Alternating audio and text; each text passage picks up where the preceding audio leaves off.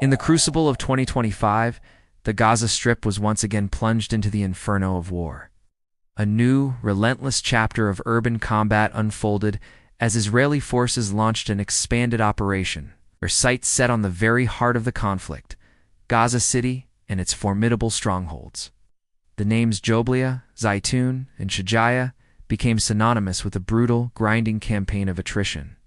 The objective was clear and uncompromising: to advance into these key areas, methodically dismantle the military infrastructure embedded within the dense urban landscape, and solidify a suffocating grip of control.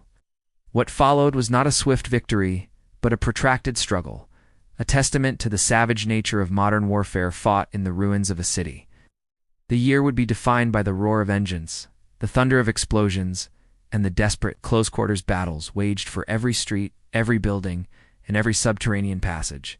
The initial thrust of the offensive was a display of overwhelming force. Spearhead of Merkava tanks, behemoths of steel and fire roared from the periphery, their heavy tracks churning the rubble-strewn earth as they pushed into the labyrinthine streets of Jabalia. The guttural growl of their engines was a harbinger of the destruction to come, sound that echoed menacingly through the skeletal remains of apartment blocks and shattered storefronts. But this was not an uncontested advance. From the shadows of the ruins, the defenders struck back with ferocious tenacity. Anti-tank rockets, launched from concealed positions, screamed through the air like vengeful spirits, their telltale trails of smoke crisscrossing the narrow corridors. One rocket found its mark, exploding against the flank of a lead-armored vehicle with a deafening crack. A column of thick, oily black smoke billowed into the sky, a stark symbol of the resistance's lethality. The advance momentarily faltered, the vulnerability of even the most heavily armored machines exposed. This was a battlefield where height was a weapon. Local fighters, deeply entrenched in the vertical terrain of high-rise buildings, transformed the shattered cityscape into a sniper's paradise.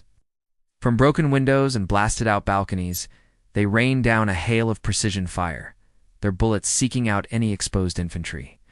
Grenades arcing through the air fell upon the Israeli convoys, their detonations adding to the cacophony of war. The very geography of Jabalia conspired against the attackers. The streets, constricted and winding, were a death trap for the cumbersome tanks, severely limiting their maneuverability and turning them into vulnerable, lumbering targets. The once bustling urban center had become a meat grinder, where every intersection was a potential ambush point, and every building a fortified bastion. The initial push had shattered the fragile peace, but it had also bogged down in a desperate street-by-street fight for survival. To break the stalemate, the sky itself was weaponized. Israeli air support was a constant, terrifying presence. Jets streaked overhead, their shadows flitting across the devastation below before they unleashed their payloads. Precision-guided bombs fell with devastating accuracy on suspected command posts, weapons caches, and fighting positions. The ground trembled with the force of each successive blast. Massive explosions that sent shockwaves ripping through the district and kicked up colossal clouds of dust and debris. Under this umbrella of aerial firepower, the infantry began their methodical, painstaking advance into the Zeitoun neighborhood. Moving cautiously, they pushed deep into the urban jungle, clearing entire blocks of buildings in a brutal room-by-a-room, floor-by-floor process. This was the grueling reality of urban combat, a slow and deadly crawl through a landscape of booby traps and hidden enemies. The advance was spearheaded not just by soldiers, but by massive armored bulldozers. These steel giants, impervious to small arms fire, relentlessly leveled obstacles, plowing through barricades and collapsing the facades of compromised structures to carve a path for the troops and tanks that followed. The grating screech of metal grinding against concrete became a rhythmic, percussive element in the symphony of destruction. Yet, for every obstacle cleared, a new threat emerged. The defenders, masters of their terrain, responded with deadly, close-range ambushes. They lured Israeli squads into booby-trapped buildings where hidden improvised explosive devices would be detonated, turning homes into tombs. Each building became an isolated battlefield, a self-contained universe of violence. Hours of savage, close-quarters fighting would erupt in the pitch-black darkness of stairwells. In corridors, where the flash of a muzzle and the glint of a knife were the only sources of light. Zeitoun was not being conquered. It was being dissected, one bloody inch at a time. Simultaneously, the battle for Shejaiya. A district notorious for its dense old town and history of fierce resistance raged with equal intensity. Israeli tanks, braving the narrow alleyways, pushed relentlessly toward the center of the old town, their cannons swiveling to blast any suspected threat. Elite Golani infantry, along with other specialized units, operated in small, agile formations, flowing through the ruins like ghosts. They employed a new generation of tactical drones, sending the small, buzzing machines ahead to peer into darkened alleyways and map the treacherous network of underground bunkers that honeycombed the earth beneath their feet. This subterranean world was the defenders' greatest asset, a hidden kingdom from which they could launch devastating hit-and-run attacks. They would emerge from a concealed tunnel entrance, fire a rocket-propelled grenade at an armored vehicle, and then melt back into the darkness, leaving behind only destruction and confusion. The Israeli forces found themselves fighting a war on two levels, against an enemy who could strike from any direction, above or below. The skies above Shejaiya were a maelstrom of activity. Attack helicopters hovered menacingly low, their rotors beating a thunderous rhythm as they strafed rooftops, and suspected enemy positions with heavy machine guns and rockets, providing crucial fire support to the beleaguered ground troops. The continuous, ripping sound of machine gun fire echoed from the tops of buildings, a constant reminder that the enemy was everywhere. The entire year of 2025 was characterized by these brutal, cyclical phases of conflict. Renewed offensives would be launched in Jabalia, in the outskirts of Gaza City, only to be met with the same unyielding resistance. Israeli combat engineers, in a bid to deny the enemy any advantage, systematically brought down entire high-rise buildings suspected of being used as observation posts or sniper nests. The demolitions were spectacular and terrible, entire structures collapsing into clouds of dust in a matter of seconds, permanently altering the skyline of the city. Even the darkness offered no respite. The defenders, using their intimate knowledge of the terrain, launched audacious nighttime counterattacks. Under the cloak of night, they would creep toward makeshift Israeli positions, hurling grenades and engaging in brief, chaotic firefights before disappearing back into the shadows.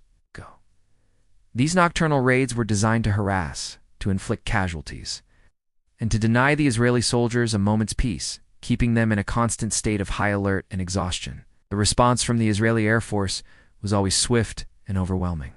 Powerful airstrikes would be called in, turning the night sky into day as bombs obliterated suspected weapons depots and fortified positions, the concussions felt for miles around. It was a vicious cycle of attack and counterattack. A war of attrition where progress was measured not in miles, but in shattered buildings and lost lives.